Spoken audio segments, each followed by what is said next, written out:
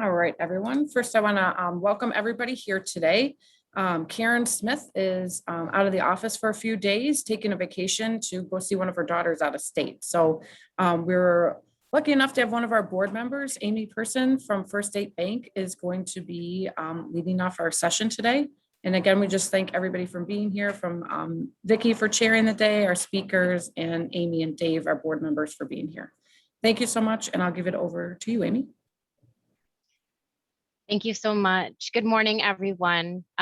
As Julie said, I'm Amy Person, and I'm the marketing director for First State Bank here locally, one of the proud sponsors of today's event. I'm also a proud graduate of Leadership Macomb 16, and I currently serve on the board of directors because I enjoyed the program so much. As a result of COVID-19 and the restrictions on holding in-person gatherings, we were unable to hold our traditional class this year. It's important for Leadership Macomb to stay true to our mission of educating and connecting leaders in our area, so critical. So we developed a 10-part virtual series on relevant topics.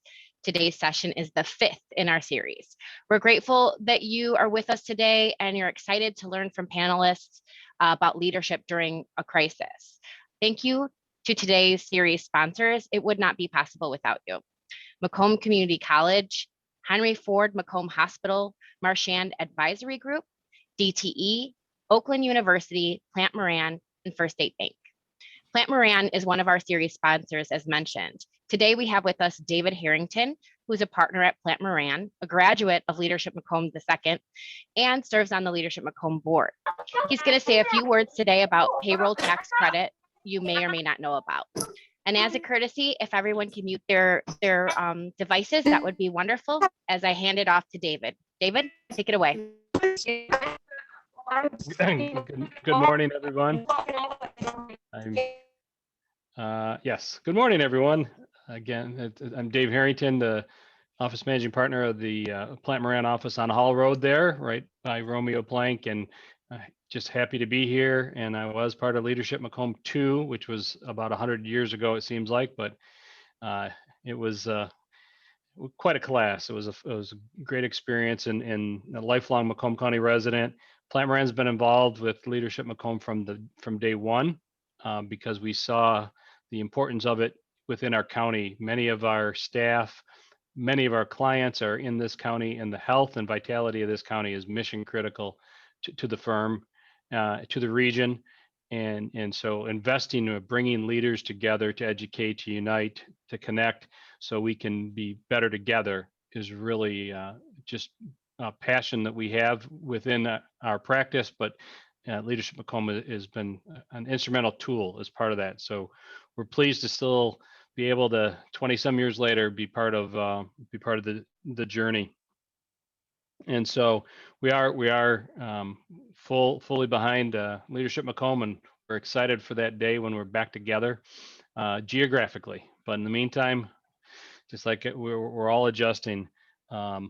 In my day job, I am a CPA, and if you have not paid any attention to legislation lately, then you're better off than me. There's a lot of legislation that's been flying around that is really important to the businesses in Macomb County and the not-for-profits in many cases in Macomb County.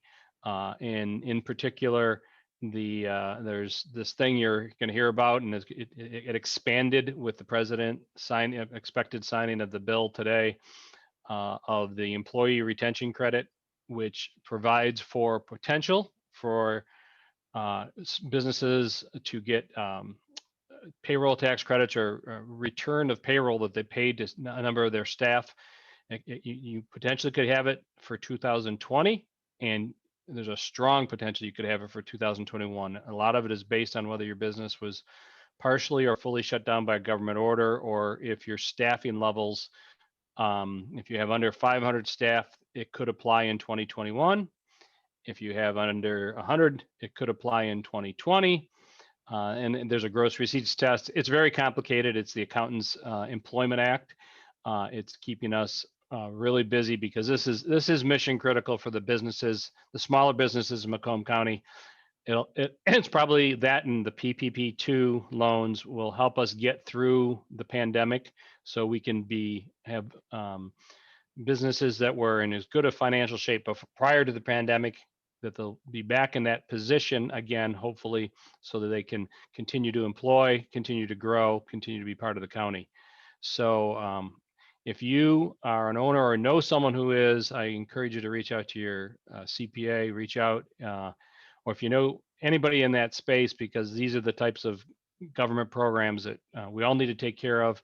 I know Leadership Macomb is doing that on the PPP program and the employee retention credit program. And no small part of our budget is these grants that are helping us nurse us until we can meet again and have full programming, hopefully later this year. So if anybody has any questions or items on that, I'll post in the chat. I'll link to you if you want to be educated on further information. This is mostly a pitch to make sure no one misses out on it. Find someone who can take care of you and make sure you take advantage of it. And so with that, I will turn it back over to Amy. Thanks so much, David. That's really, really helpful information for our audience today. And I think it was great that you shared and are directing people to some resources. As he mentioned, he's going to add some information in the chat, but I also have a note here that we'll be sending the IRS link to participants that are interested in pursuing this further. Okay, so now for our topic of the day. Vicki Rowinski is the Director of Macomb County Planning and Economic Development and a Leadership 18 graduate. We are thrilled and honored that she took the lead in planning today's session. She has secured excellent panelists, and I'm sure we will all learn from them. Thank you, Vicki, for your support and for planning today. Vicki, I'll hand it over to you. Fantastic. And thanks for inviting me back to work with Leadership Macomb. As Amy mentioned, I was a graduate back in 18. I like to say we were the best class. However, I think every year after kind of holds that trophy. This has definitely been a very interesting year. I am the director for Macomb County Planning and Economic Development. And if we look at what's transpired over this past year, it's pretty phenomenal where we stand today and the way that our businesses have been able to recoup. We've pulled together a pretty instrumental panel that really represents some key targeted industries in the county. And really, you're going to hear from them today and their perspective of what has been like leading their businesses through this crisis. Interestingly enough, it's not just a health pandemic out there. There was an economic development crisis that also ensued. Dave, that was really great information that you shared on that retention credit. This is something that is absolutely important that we get that word out to our businesses. The makeup of Macomb County, we're over 18,000 businesses strong.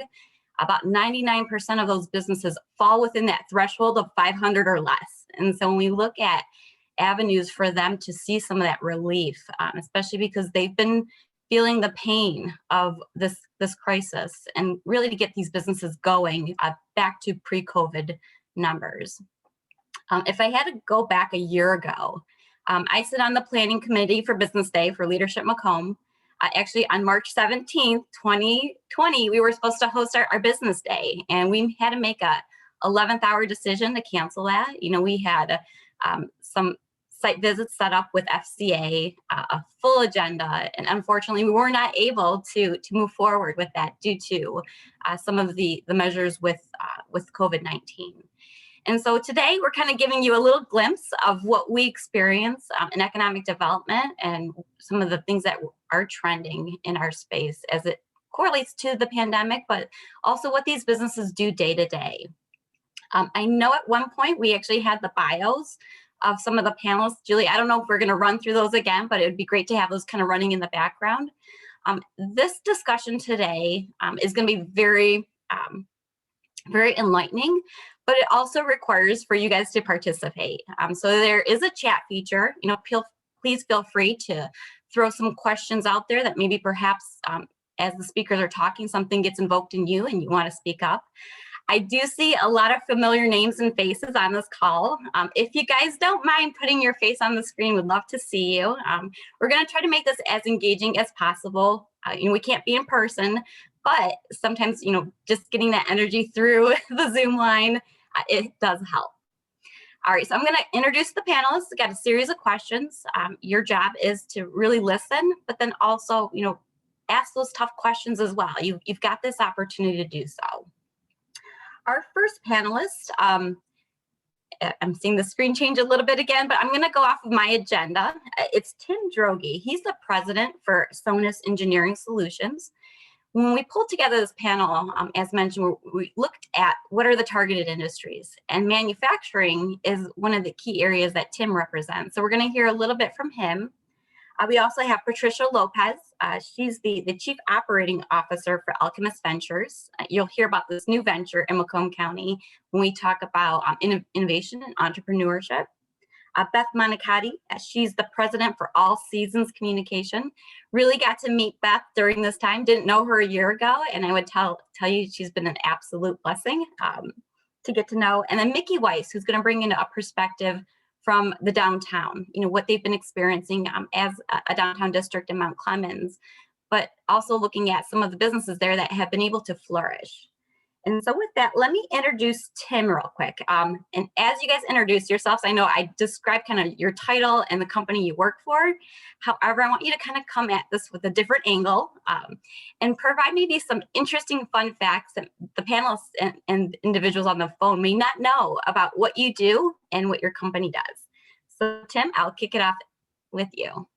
Okay, thanks very much for inviting me to participate today. My name is Tim Droege, and I am president and CEO of Sonus Engineered Solutions. So we are a tier 1 automotive supplier specializing in parts for NVH, which is noise, vibration, and harshness. We're located on 9 Mile in Sherwood in Warren. We have about 130 employees, and that's it. All right, give me a fun fact, Tim. A fun fact. Well, we started off,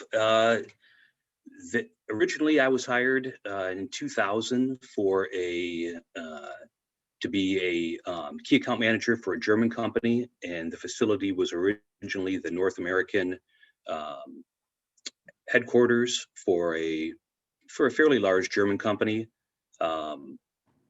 I moved my way up and actually bought that facility from them in 2009, January of 2009. So I bought a company right before the automotive shutdowns and the bankruptcies. Mm-hmm. So it was a crazy time to do that, but I saw a good opportunity, and so we've got a very, very great workforce, very low turnover, a good group of people. So it's a nice company. Right. So you can almost say you've been through 2 major economic crises at this point. Yeah, but very, very different degrees of impact. That's right. Absolutely. All right. Thank you, Tim. All right. Patty Lopez. She's no stranger to Leadership Macomb either. No, I am not. I think I was in class 14, but I never, ever remember. Yes, and I serve on the Leadership Macomb board now. I'm the COO of Alchemist Ventures. We won a contract with the city of Sterling Heights to provide entrepreneurial support services out of the Velocity Center. And if Business Day were to be held this year in person, then you would actually be in the location. Oftentimes when people would do Business Day, they wouldn't know it was here. So we're really excited to get the word out about the Velocity Center and all the services that it has to offer. Thank you for having me here today. All right, I'm gonna hold the line. You got to tell some fun fact about you, Patty. A fun fact about me. I happened upon volunteer activity accidentally, and it was through Leadership Macomb. It was recommended that I attend a Leadership Macomb session by Luke Bonner, who did economic development for the city of Sterling Heights, and he still does it on a contractual basis. And through going through the Leadership Macomb process, I decided that I needed to volunteer my time. So now I serve on 5 nonprofit boards. I went a little bit too far to the extreme, so I may have to dial it back in the future, but Leadership Macomb has always been a passion of mine because it inspired that drive to connect with the community. Phenomenal, Patty. It's always great working with you. And now in this new element. Yes. All right, next we got Beth Monicati Blank. Morning, everybody. I'm Beth Monicati Blank. I am the president of All Seasons Communications. We are a advertising, PR, and marketing firm out here in Romeo, adjacent to the Ford test track. So that's pretty exciting when we see new vehicles come out of here. So we're a 30-year company, and most of our clients, we do a lot of consumer shows. We do snowmobiles, we do manufactured housing, we do small business, we do a lot of different things, but we're a full service ad agency.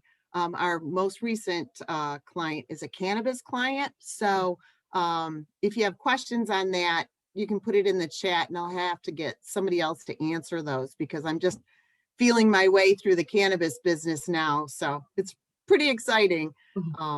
So you want a fun fact about us, Vicki? Yep. All right. We are the advertising agency for the International Snowmobile Manufacturers Association. So this little agency, 10-person agency from Romeo, covers all the manufacturers that build and sell snowmobiles in the whole entire world. So that is our client. And they sell about 130,000 snowmobiles across the world every year. So we manage that for our clients. So that's the fun fact. Oh, that is interesting. And it's here in Romeo. Here in Romeo, yep. If you want to know anything about snowmobiles, you can ask me that too. So cannabis and snowmobiles. So that's my area of expertise. Maybe two worlds that shouldn't always intermingle, but no, they shouldn't. Yeah, exactly. Thanks. All right. And then last up, we have Mickey Weiss. Thank you, Vicki, so much for having me today. Well, I am happy to say for the last 8 years, I've been a one-man show here with the Mount Clemens Downtown Development Authority. As of October 1st, we now have Brian Tingley, our Community Development Director, is now our DDA Director part-time. And I'm so thrilled to have him. I've been navigating this by myself for the last 8 years, doing both my real job and handling the administrative part of the DDA. So I've been a oneer, and I wish I had more people, but I have a lot of people that believe in our city, our downtown, and what we're trying to do. So we always have many people in the background working and helping. I'm a third generation business person. I've had my grandfather and my father and myself have businesses here in Mount Clemens. My family came here in 1821 to establish generations of children and people making a difference. So I have been here almost 20 years doing my very best, switching hats from being a business owner to now trying to help all the businesses in our district to survive. You're doing a lot. So. And you want a fun fact? I do. About me personally or about the GDA? Hey, you know what? Just throw it out there. Okay. Well, I'm a runner. I get up at 4:30 every morning, 7 days a week since 1988 to run 5 miles.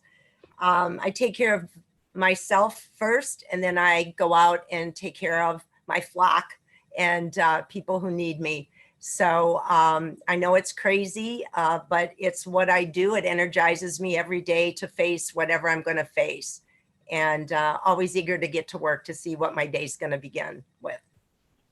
Mickey, I've known you for a long time and I did not know this. You wanted a fact that you didn't know. Phenomenal. It's a great way to channel energy running. So I give you kudos. I do my best thinking when I'm running. I don't think of the heavy duty things. I think of ways to make things better. Absolutely. All right, so we're gonna pivot a little bit, and I'm gonna ask you guys a series of questions. This actually will go out to the entire panel. So feel free to kind of step in and interject. I don't want to make this just a simple Q&A. So, feel free to add to the dialogue. And then once again, for the participants on the call, feel free to use that chat feature. So the pandemic, and I think it's something we probably have woken up every day saying, when are we going to get back to the new normal? What does that feel like, or can we go back? And we've had to make some major shifts. I know in particular in the county, we went from being a county government function where I don't want to say the overarching theme was that you had to be behind your desk to do your job. And now we're all working remote. In fact, they're encouraging that we continue to work remote to remain safe. So the question I have for you as a panelist, what shifts have you had to make at your particular business or organization in response to the COVID-19 pandemic? Maybe perhaps we'll start with Tim, because your role is very hands-on in manufacturing. Yeah, we've got 130 employees and we run 3 shifts. So the biggest concern for us obviously was, employee safety. So, we had to implement obviously all of the guidelines as far as social distancing and mask wearing for not only the people in the upfront offices, salary people, but also for the hourly people out in the shop. And so we had to make some changes in our processes to make sure everybody was staying, 6 feet apart from each other. So the health and safety was the number one concern. The other thing that was a lot different for us was just that, working remotely.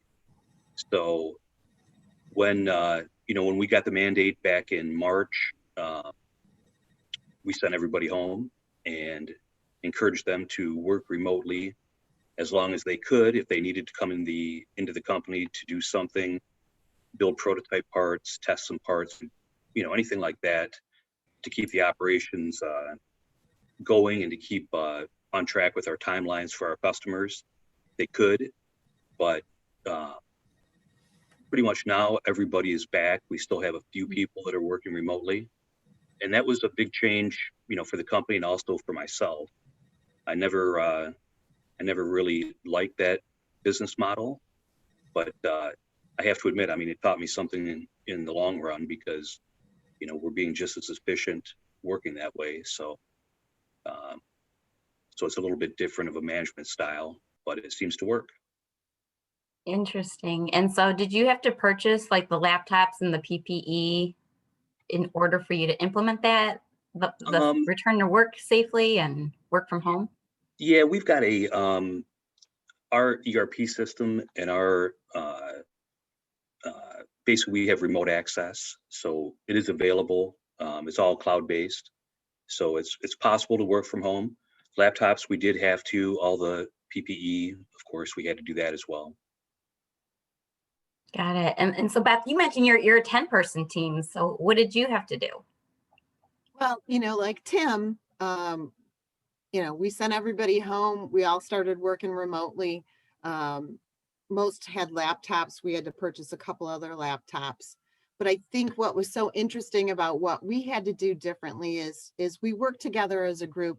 We communicate often. We work as a group. We have a lot of meetings. We have a lot of idea meetings and things like that. So one of the big adjustments, I think, for us working remotely was communicating. And I think, it's so easy for me to yell outside my office and, talk to people in my office. And I think what I found was so difficult with all of this was communicating to everyone. Simple things that you might have taken for granted. It was a function of you having to email or text or Skype, some of this information that normally you wouldn't have thought you've had to do. I think one of the other adjustments for us as well was mental, staying positive. I think that was, one of the scary things at the beginning is that, I felt like it was important for us to stay positive, to keep our head above water, to keep focused and moving forward. And I think that, looking optimistically at what was going to happen was difficult at the beginning, but I think it carried us through. I think being optimistic and not being, worried. I mean, we were worried, we were concerned, but being optimistic kind of dragged us through, the difficult parts of this whole thing. And I think the other thing I had to do was support people differently. When you see people every day, what's going on in their lives, and you don't always know that when you don't see these people so often. So I think it was a function of checking in more often.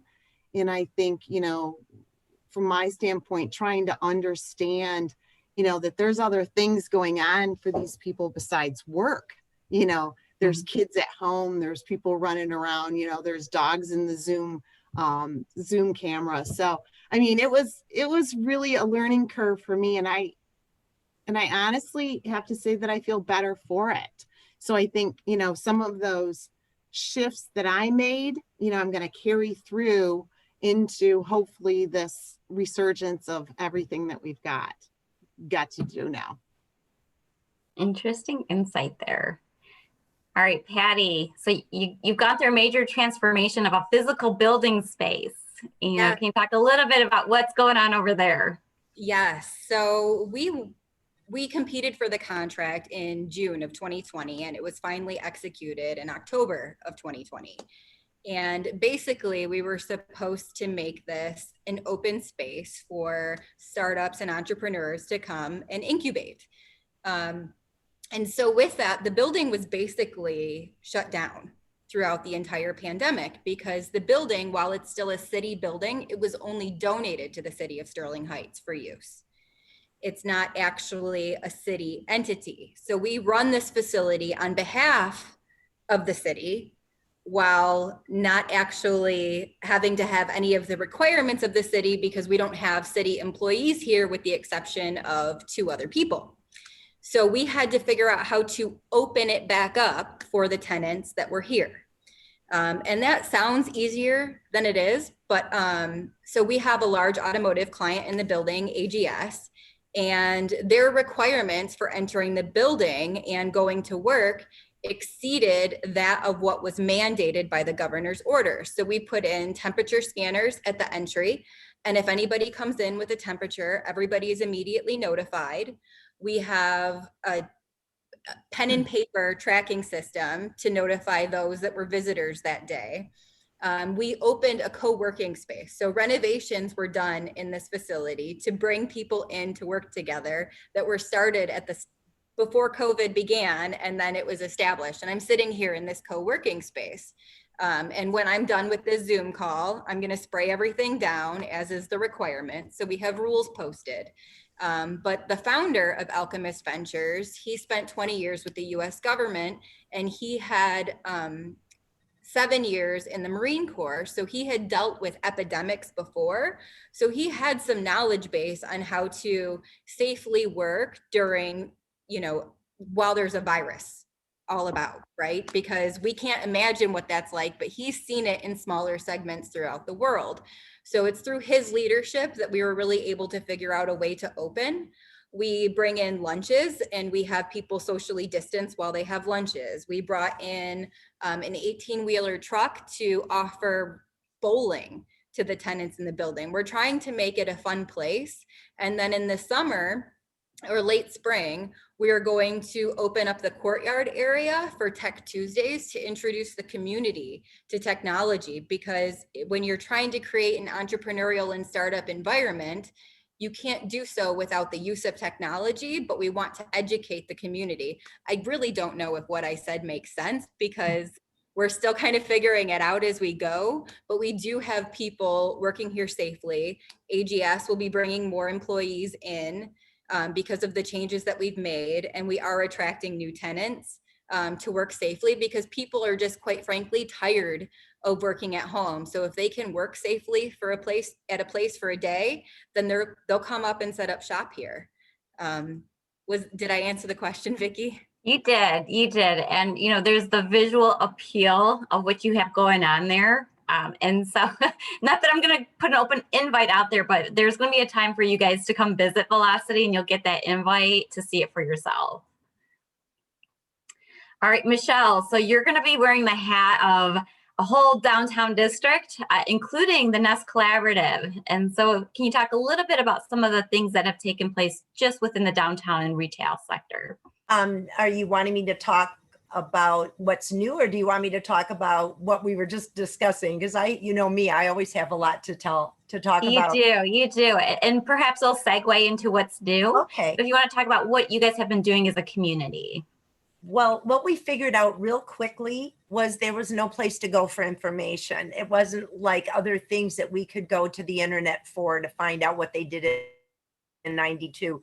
So it was a little scary for some businesses, and the rapid changes that were happening on a day-to-day basis, and sometimes happen in the morning and then happen again in the afternoon with something different. So what I did is we started and created the MCDDA, which was a private closed Facebook page for just businesses, restaurants, bars, the offices, where we could drop information as it was coming to us, whether it was the city, the chamber, the county, the state, MEDC, so that we could get them the proper funding that they might need. And it was scary for a lot of them because these are small businesses. They don't know the first thing about grant writing and so on. We're very fortunate. Linda Davis Kurtzy is our grant writer who is part of the DDA.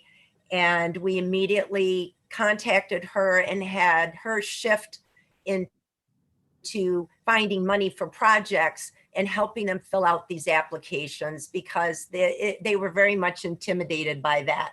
So day and night, we worked 10, 11, 12 o'clock at night, both myself and Linda. If someone called, it wasn't a 5-minute phone call.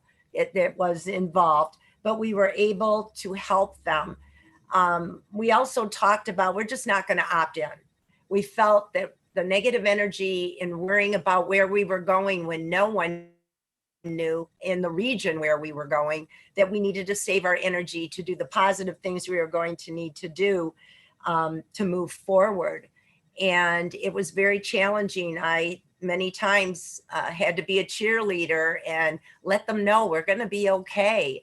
It's navigating through it, not knowing where you're going, and just being hopeful on a day-to-day basis, but just know there will be an end. And we never thought it would last this long. When I started through my industry getting information, speaking about 21, I'm like, are they crazy? I mean, 21, we thought it wouldn't last this long, and it did. So I had to gather them and say, look, this may be the new normal. How are we going to handle it? And it was dead silent. And I said, okay, let's look at it, that this may be the new normal. So we have to rebuild and think, how are we going to exist in the new abnormal world that we're in? And I thought we did pretty good. And thank goodness for the county and all the things that you did bring to us. We had to change many, many things. Being locked down, some of my businesses didn't even have any presence on the internet. How could I get them on Facebook Live? Make yourself relevant, make people think you are still here and alive and well and struggling and needing their help. And the positive thing to me was we were all in it. It wasn't like another community was making money and we weren't. So for the first time, small business was on an even playing field. And we saw that, and we saw the support come from so many people who said that they wanted to support small business. And it really made a huge difference for all of them. Fantastic. And Michelle, do you want to go ahead and maybe talk a little bit about the Nest Collaborative and what that initiative is in downtown? Absolutely. Well, the Nest, we just signed another lease. We've been in business for 2 years. Steve Saff Jr. from Nickel and Saff Insurance and myself, either he or I bring craziness to each other. And I had thought about this, and when I sprung it on him, he liked the idea, said, how can we make it happen? And I said, well, we got to get a location. Our dream was to bring these women on board that had dreams of owning their own business someday, but being afraid to make that leap. Hence the name, The Nest. The Nest is a comfort zone. They can stay in the nest, learn everything they need to do about retailing, from marketing, advertising, doing visual, how to post things on Facebook, how to do advertising, all aspects of business. And it did scare some of them. I have to be honest with you, because they hadn't thought it through. But that's what we were there for. We were there to be able to hold their hand and help them through it. We have 32 women in the nest at this time, all with a different dream. We've empowered many of them. We have 3 right now that are looking for retail space in our downtown. And they know that we'll always be there for them. There's still things that they're a little nervous, but it did open their eyes that a lot of people don't realize it takes more guts than money to open a small business, because there's a lot of things that you're faced with, that big business has committees and groups of people. So happy to say we have signed that new lease, and we're going to be there for a while. We actually talk about expanding. We need more space, which is a good thing. It's very good. So yeah, just trying to help them. We've lost some because it was more than they expected. They didn't realize many of our ladies have regular jobs and they need that as security. But we do have some that realize they can do this now. And we're there to help them and find a space for them. Hopefully here in Mount Clemens or in the surrounding area. We realized when we started the project, they may not all stay here. They may go on to another community, but it's a regional thing to me. We help everyone. Absolutely. And as you kind of mentioned these startups, I'll tell you firsthand, the county was fortunate to receive some of the CARES Act funding, in which we really pushed that out to our businesses in the form of grant funds, relief, so that they could pay their rent and their payroll, utilities. It was interesting, just the sheer volume, the number of businesses that reached out to us. We recognize the storefronts, the ones that are in the downtown districts and in the corridors. However, there's so many that are home-based that, you said it takes guts to take that extra step, and it's a phenomenal resource that you have there. One other thing that you mentioned was the online presence. And one of the opportunities, through this COVID-19 pandemic was I got to meet Beth, which kind of segues into the next question. So Beth, you and I, we worked on a program called Online Business Connect. And using some of those grant dollars through the CARES Act, we were able to get some businesses online. And this is something that we noticed there's a huge deficiency, especially when you're told you have to shut your doors, you're not allowed to let customers in. How do you get your product and your services out there? And the best way to do that is online. So Beth, do you want to talk a little bit about your role as one of our vetted vendors, getting our businesses in tune with the digital age? Yeah, no, I thought the program was absolutely brilliant that Macomb County put together. It was a $10,000 grant that went out to about 600, I think Lori or Vicki can attest to this, about 600 different businesses that needed help with their online or marketing presence. So basically they needed help either upgrading or creating a new website. They needed help with digital advertising, whether it be Google ads or Facebook ads, or creating an online presence through either Facebook or Instagram, through one of the, we also did some videos. We did some other things for other small businesses too. And what was so great about this program that they put together was that it was an advantage for these businesses, as Michelle mentioned, that didn't have some of these key things that you need in order to get the word out about your business. So it helped over 600 businesses, but it kept us busy. So that was a huge benefit for us because a lot of what we do are consumer shows. So we lost about 11 consumer shows this year. So that's quite a bit of income to us as an agency. So we had the ability, plus we met some really nice people. We did a nonprofit, we did a real estate firm, a couple other retail facilities. So it was really a wonderful program. And hopefully what we did by creating these things for them, whether it's a website or a social presence, or taught them how to do online ads, hopefully they've learned something from this. And, it's like pushing a little baby bird out of the nest. We said, okay, in January, you're on your own, but if you have questions, you can always come back to us. So that's why I thought the program was so great, because it helped two businesses, ours and the others, but also gave them the education and the things that they needed in order to move on and take that business to the next level when everything started to open up a little bit more. So yeah, it was really a brilliant program. I was proud to be part of it. And Beth, were you able to see any like early successes with the businesses that you did work with? Well, when we talked during our meetings, I know that there were some restaurants that didn't have online presences that, had to go curbside or had to go carry out. I think between you and Lori, you saw quite a bit of those. We did some nonprofit work, and they absolutely gained some traction as far as especially doing online events. So they wanted to do some online events. So the only way they were going to be able to do that is to have a website and to have a Facebook page and, to have these other outlets for letting people know, because they don't have big budgets. So yeah, I think that was a huge success for them.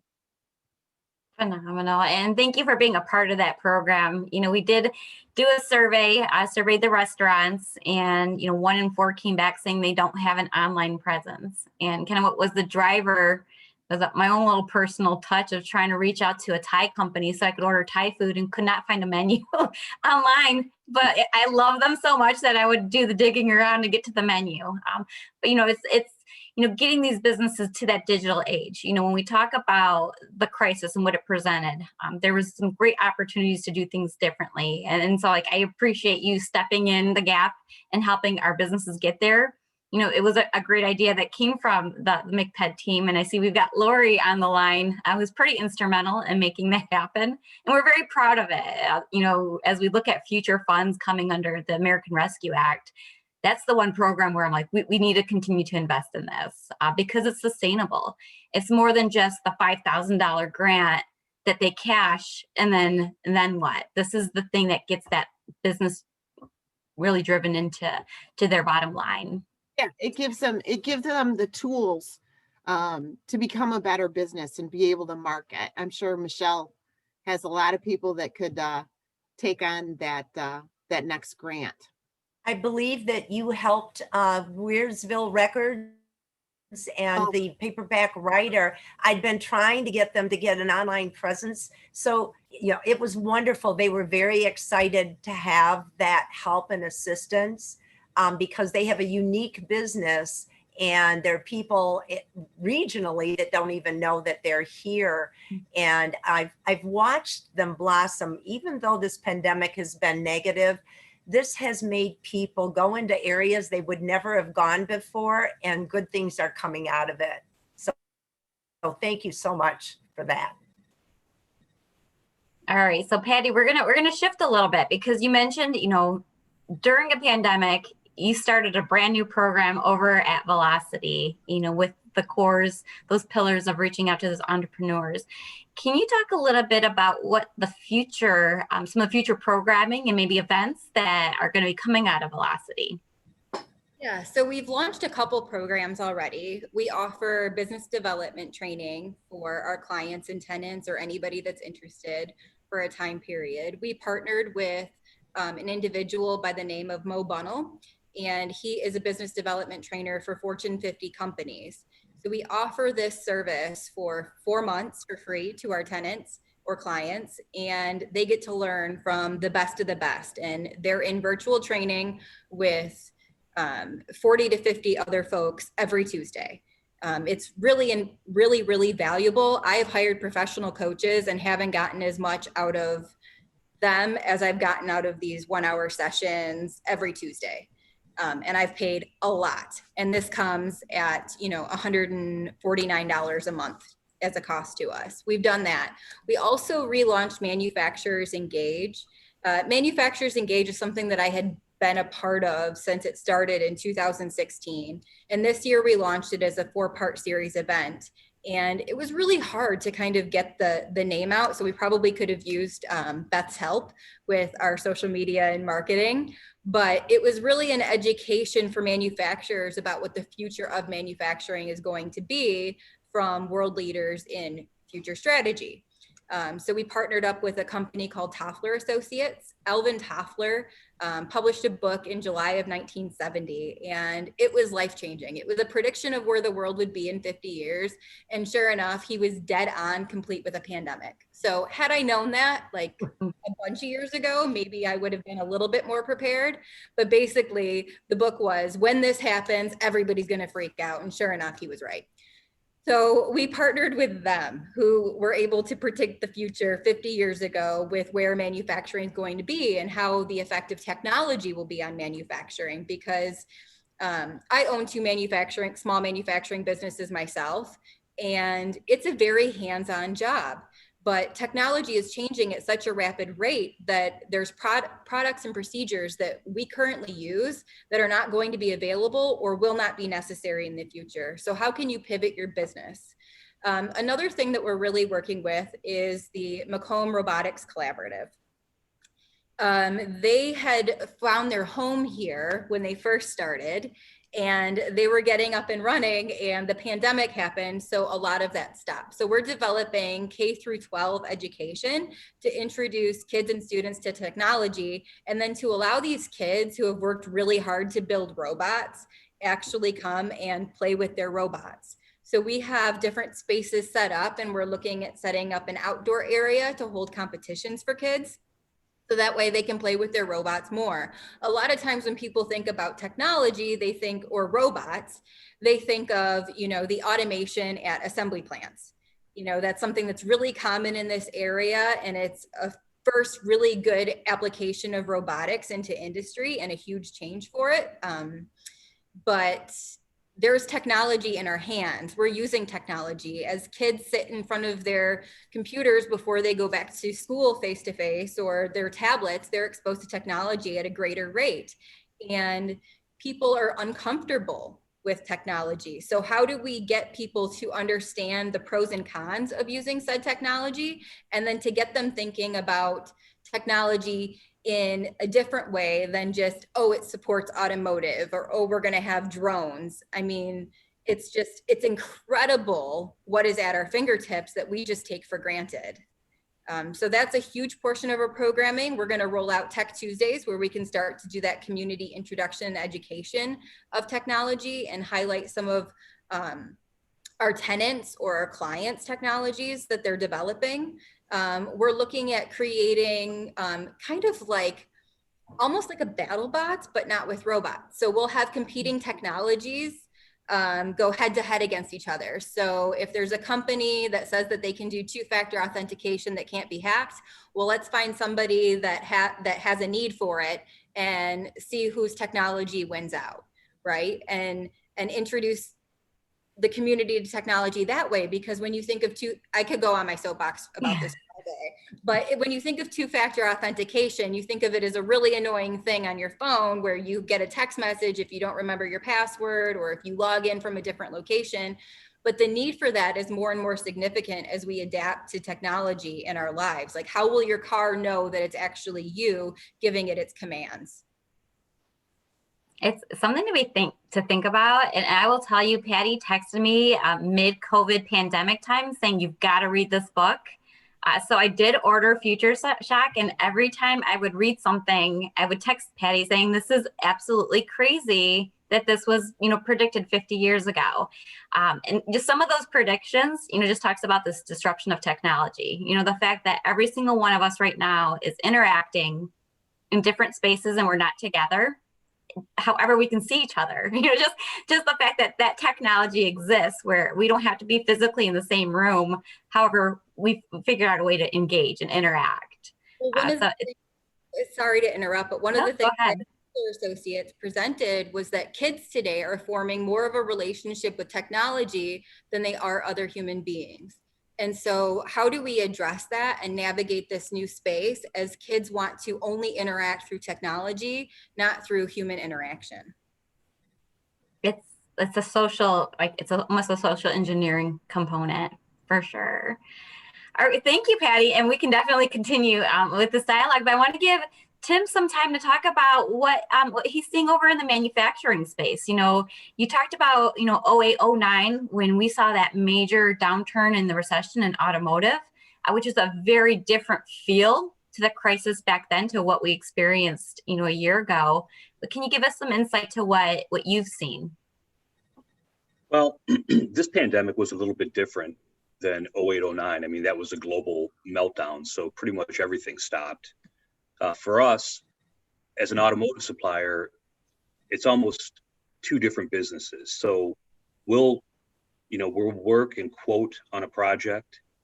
And if we're awarded the project, it's probably 2 years before that project ever launches. So by the time you get awarded, your contract, your purchase order, the next 2 years you're going to spend in development. So actually prototyping, doing all of your simulation, all of your managing engineering changes. And that's before that you ever actually make your first part. So with this pandemic, when automotive shut down, that was fine. The assembly plant shut down, when our plant shut down for production.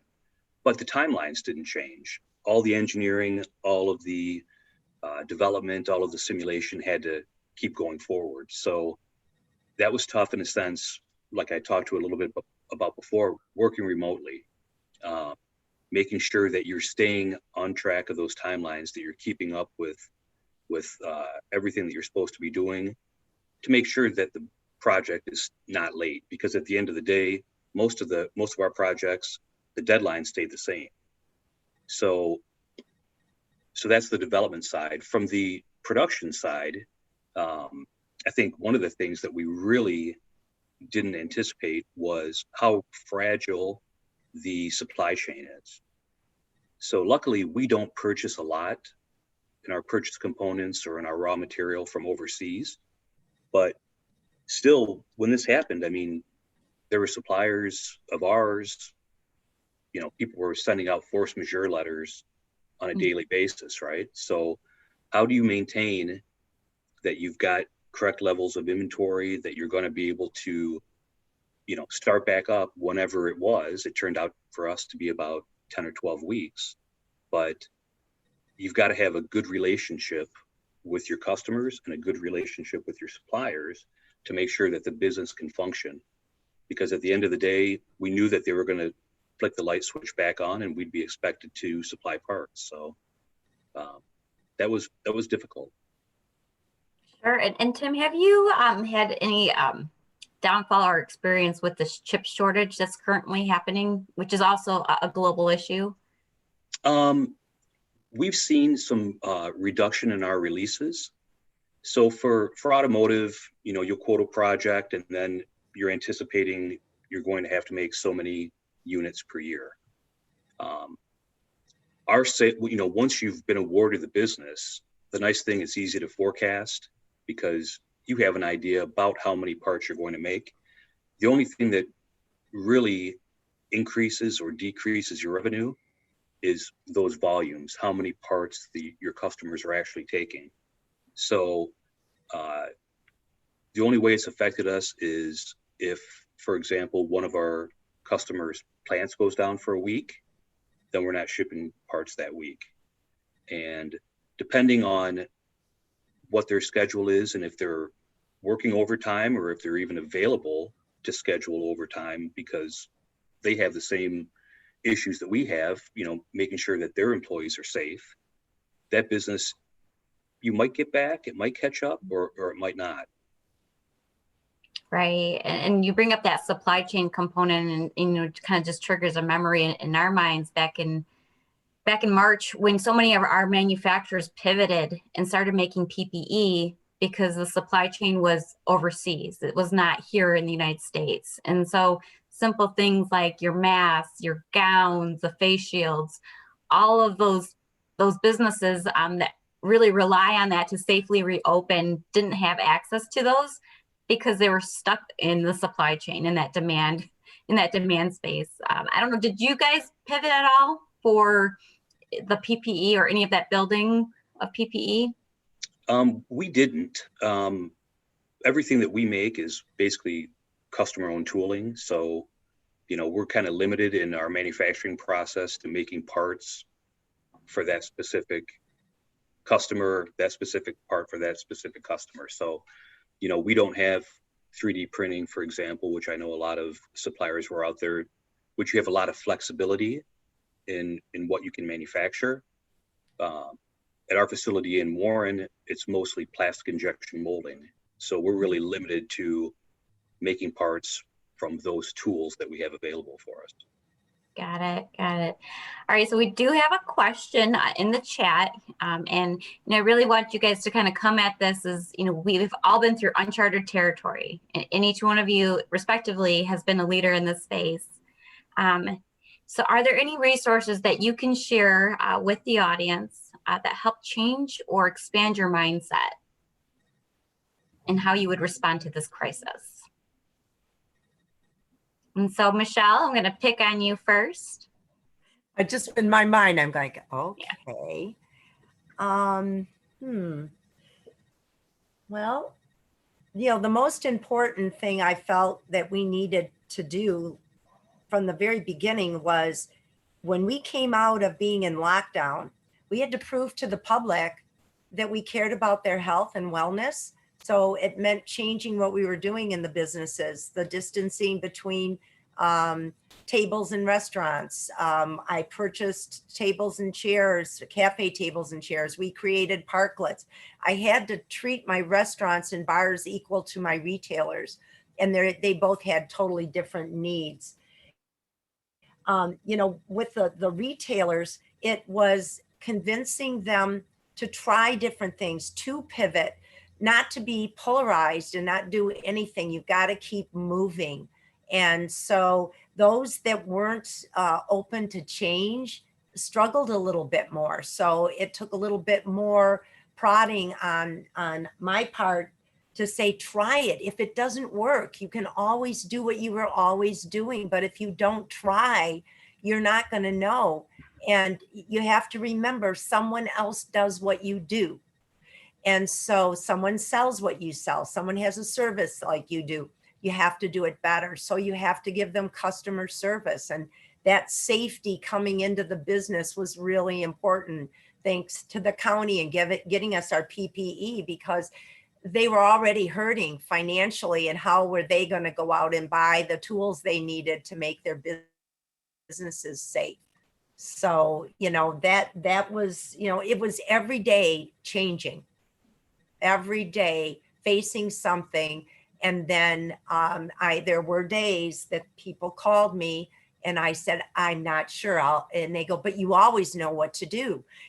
But I said, but this is something totally different. So I want to make sure whatever I was directing them to would be beneficial, that they could build off of it and move on and go forward from it. It was difficult, and telling them, think out of the box. The next day I was saying, forget, there's no box, just go for it. And then, if you feel it, your body will tell you, stop, this isn't right, pull back, pivot a little bit to the left or right, and try that. And, people learned a lot about themselves, and they did learn more about their business and what it meant to the public, that they stay alive. Did that answer your question? No, that's a great, there's a lot of good nuggets in there, Michelle. Like, that's a phenomenal answer. I was a retailer too. So, it had been years, but I learned right away that the businesses that I had through the years would have been shut down completely. So I would not have been able to do curbside. I would not have been able to do some of the things that the businesses were going to do. I can speak of Max and Ollie's with Diane, everything in her store you need to touch. So she reversed her windows, faced everything outside, put prices, which normally in retail, you want them to look for the price. You don't want it right there. But she could set it up where people could call her, tell her the number item and what the price was. And if they wanted to purchase it, then she would go downtown, box it up. I'll meet you at the store at 1 or 2 or 3. And that's how a lot of the businesses slowly opened. I'm going to say the Nest, we just opened. We weren't afraid to do that. And it was quite beneficial. I have to say that our numbers were off the chart from the previous year with no COVID. So people were ready to come out, but we needed to show them that it was safe for them to come out and that we did care about them. And, that with that, they told their friends, you can go there. They weren't ready to go to the mall. Some didn't even go to a grocery store. They had it all sent to their home. It's interesting, takes us back, where we were a year ago. I always tell them, we need to stop thinking about what we cannot do, and let's be grateful for the things we can do, because we could have been in 100% total lockdown, and we were given opportunities. I know it hurt to close, open, but again, if people didn't feel safe, they weren't coming. Right. And so, Patty, you have a little bit of a different scenario, but what advice would you give? What resources are out there? So one that's really worked for me is actually the Grow Big training. Mo Bunnell, being a trainer for Fortune 50 companies, he used to travel the world doing these week-long seminars, teaching massive corporations all together how to do business development. And then the pandemic happened where his business was face-to-face completely. And he had to pivot to this virtual training, which is what we offer. And in that, he talks about still how to grow your business through the pandemic, but it's bigger than that, right? It's picking out like your most important things that you need to attack every day and every week. So it just kind of kept me laser focused on moving forward instead of getting caught up in all the things that were happening in life. To say that each one of us weren't affected by the pandemic would be a ridiculous response. Everybody was. So you had the pandemic and you were still working, but your life still happened, right? So it was hard. It gets hard when you talk to your friends and family and nobody sees anything good right now. And then you have I have this trainer, Mo Bunnell, and we have a relationship with him, so he knows me, but he uplifts and inspires every person that he interacts with that week and keeps you moving forward. And I guess that's like the resource that I've learned is you just have to stand up and move forward every day. And the founder, Patrick Wern, he shows me that every day. Our other partner, Tyler Sweat, who's out in DC, he shows me that. And it's easy to get lost because we're all kind of struggling, even those that have inspired me, but just pick out what you need to do to get through the day or the next day to further your mission. And that's what I do. And that's something that's offered through Velocity, not to plug it in, but it is offered as one of the programs. So for those that are on the call that are interested, Pat, if you want to throw your information down in the chat, it'd be phenomenal for you guys to reach out to her. Beth, what are your thoughts? One of my biggest resources, I like to read articles, and I'm like the USA Today article reader, so I like them short and quick.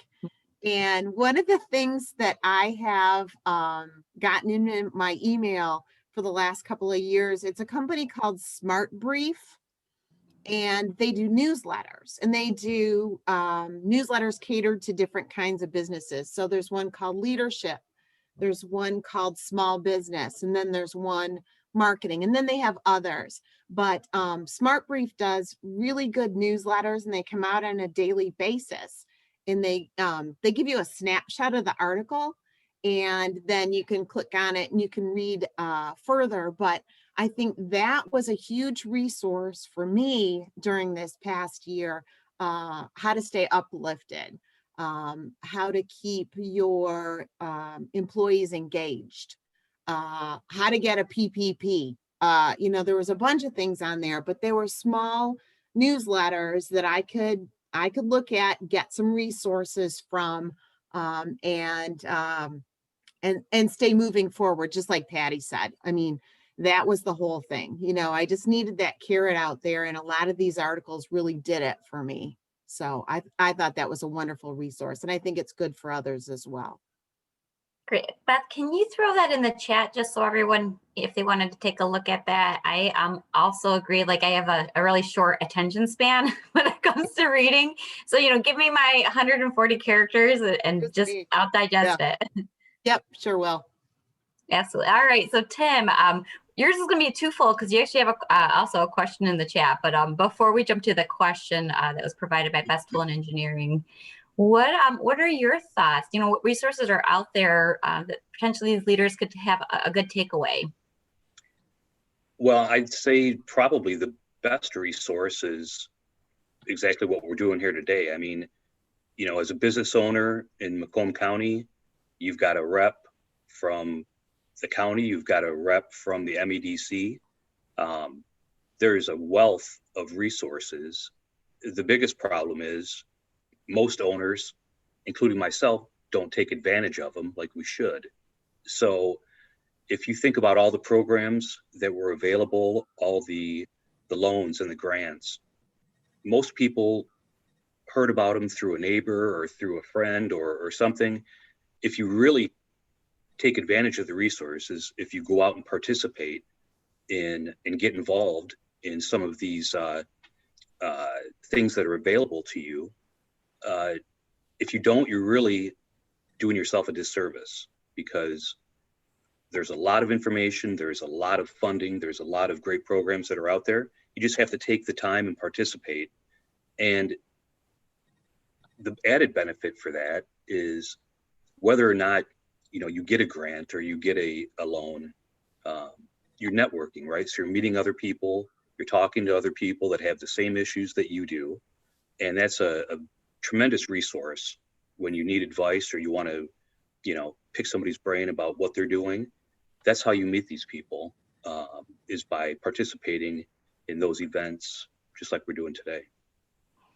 That's a great answer, Tim. And just for the record, we didn't pay you to plug Leadership Macomb, but thank you so much for, chiming in, because it ultimately becomes kind of that pool of resources, the who you knows. And, in a time when sometimes you feel like you're on an island, you've got the resources behind you. So thank you for that. All right, so you have a specific question, as far as the reshoring of production, have you seen an uptick in those suppliers from overseas coming here? Yeah, actually, I mean, and it's been going on really for several years. 10 or 15 years ago, we were being really tasked by our customers to move things overseas for cost. And that goes for both, parts and also for tooling. And then I think it's pretty widely recognized now that those cost saves weren't actually there. So the trend has been bringing those back over the past, 10 years, let's say. During the pandemic, that put the fine point on it, though. I can tell you, if you're a business owner and you've still got, anything coming from China in your supply chain, you're in big trouble. So we don't source really anything overseas. All of our tooling is sourced locally. And, in our business, there are so many changes that you have to manage. It's just not worth it to do it any other way. Got it. And I think we're going to see more and more of that, where it becomes a national security issue and where the source of supply, even our food, where our food comes from. And I want to go back to that pandemic. You guys remember we ran out of toilet paper, we ran out of meat. When you went to the grocery store, it was like what was left was the stuff that nobody wanted. But it really did showcase that, we have to pay in particular attention to that supply chain. All right, so I'm gonna close this off with a question that I didn't pre-vet with you guys, but we're going to make it a little bit fun. I'm a believer that when you throw things out into the universe, that maybe perhaps the universe always responds in a positive light. If we were to meet 1 year from now on this panel, and you had a particular wish to accomplish over this next year, what would it be? And so, Mickey, I kind of always pick on you first. That's okay. So what would you wish for in this next year? Actually, I happen to sit on the children's, the Discovery Center, our museum that we've been trying to get open, and we were flying quite high, and then the pandemic happened. We've moved into a new space. We plan on being open in April. My dream is to have all our partners in place, because we had them in place. Henry Ford, the Detroit Zoological Park, the DIA, the Cranbrook. We were asked to take over the robotics initiative, and I'm hopeful in 1 year that we're going to have an amazing children's museum in our downtown that will be drawing regionally from every corner to bringing it in experience, not just to the children, but to the parents as well. And I know we will do that. Yes, oh, I love your wish. All right, Patty, what's your wish? Oh, geez, it's not a small one. So my wish is for the community through Sterling Heights and all of Macomb County to know that the Velocity Center exists. We would like to have our K through 12 STEM programming and robotics programming up and launched. We would like to see people safely distancing and working. We would love to have a hive of safe activity here, of new businesses and startups, and working with organizations like Michelle Weiss's, and figure out how do we get these people that have the stay-at-home businesses really take the leap. I'm a serial entrepreneur and I love it. It is not for everybody, I get that. But if you have that desire and that passion in your heart, then we want to do whatever it takes to make sure that people are able to realize their dreams and make their lives one that they want to live, even with a pandemic. I love it. All right, Beth, what do you got? So a year from now, one thing is I hope we're going to look back on this and say, hey, something weird happened the year before. I don't remember exactly what it is, but can somebody remind me? No, I think what I want to realize in a year is that I want to hang on to the things that I learned in this past year. The things like, hey, I'm exhausted. I actually need a day off, and actually take that day off. To be more thoughtful about the people I work with, to be more grateful to them about the great job that they do for me. Yeah, and to understand that, you know, we made it through this and we did it really, really well. I want to take those things and remember those things, and then still celebrate those a year from now, and be good in business, of course. But, you know, just to remember those things that sometimes we set aside and don't remember during our day-to-day. So yeah, that's what I want to take. That is wonderful insight. I kind of was giggling on the inside because Lori and I work together, and as soon as you said take a day off, she nodded her head. I don't know if you knew you did that, Lori, subliminally. You're like, yes, we might need the day off. No, I know. I did it, and I'm like totally agreeing with her. No, I mean, honestly, I was getting crabby a couple of weeks ago. You know, this is all very oppressive to all of us, you know, whether you're in, you know, whether you're in school, whether you're running a business, whatever. I mean, it's been a lot for all of us to take. And I was getting really crabby, and I'm like, what is wrong with me? I'm just crabby. And my girlfriend said to me, she said, you know what? She said, you need to take a day off, you know, and that's something that we forget. You know, we think, oh, I got to be here. I got to get it done. You know, I've got work to do, things like that. But we're not at our most productive when we're crabby, you know, and nobody benefits from it. So yeah, I encourage everyone, if you do need, I just read an article. It was talking about how we have sick days within our work offices, and how at some point they should be rebranded for sickness or wellness days. So a wellness day is something we all need to think about. And I took one, so I'm better for it. I'm not crabby anymore. So I like to call mental health days. That's what I think they should that's be. exactly what they call it. So, yep. Thank you. And I like the reminder, Beth. All right, Tim, what's on your wish list? Well, I guess my wish would be if a year from now that with everything that this pandemic and the world has thrown at us, a year from now, my wish would be that the company is still, successful enough to grow and to require a second operating plan. Hey, you're speaking my language. So when you're ready to expand, give me a call. I'll find you that building in Macomb. It'll be in Macomb. Awesome. Awesome. All right. So Julie, did I get all the questions in the chat room? Just want to make sure I didn't miss anyone.